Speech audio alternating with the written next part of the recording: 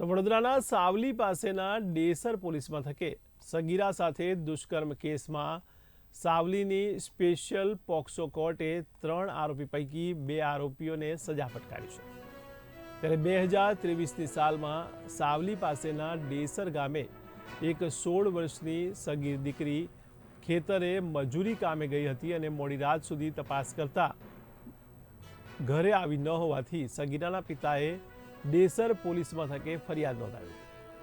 ત્યારે સાવલીની special POCSO કોર્ટે ઇપિકો 363, 366ના ગુનાના કામે દોષિત ઠેરવી એક આરોપીને 5 અને બીજાને 7 વર્ષની સજા અને ₹25,000નો દંડ ફટકાર્યો હતો।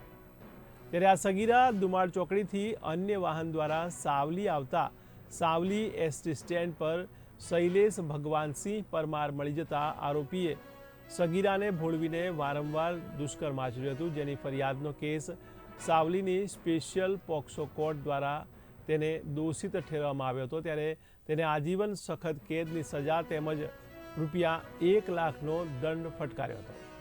ત્યારે આરોપી દંડની રકમ કોર્ટમાં જમા કરાવે તો એ દંડની રકમ પીડિતાને વળતર તરીકે ચૂકવવા માટેનો ઓર્ડર કરવામાં આવ્યો હતો। આ ઉપરાંત ડિસ્ટ્રિક્ટ લીગલ સર્વિસ ઓથોરિટીનો ભોગ બનનાર પીડિતાને ₹4 લાખ ચૂકવવા માટેની પણ ભલામણ કરવામાં આવી છે।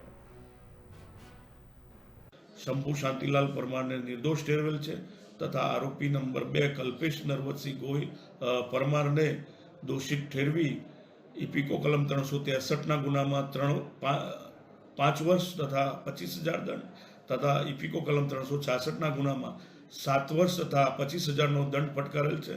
તેમજ આરોપી નંબર 3 શૈલેષ ભગવાનસિંહ પરમાર રહેવાસી ગજાદરા ચીખલાવ તાલુકો ઠાસરા જિલ્લો ખેડાના અને આજીવન કેદની સખત સજા પોક્સોના તથા દુષ્કર્મના ગુનામાં ફટકારેલ છે। તેમજ ₹1 લાખનો દંડ પણ ફટકારેલ છે।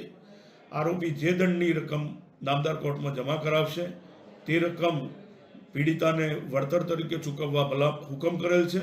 તેમજ ડિસ્ટ્રિક્ટ લીગલ સર્વિસ ઓથોરિટીને ભોગ બનનાર પીડિતાને 4 લાખનું વળતર ચૂકવવા ભલામણ કરેલ છે।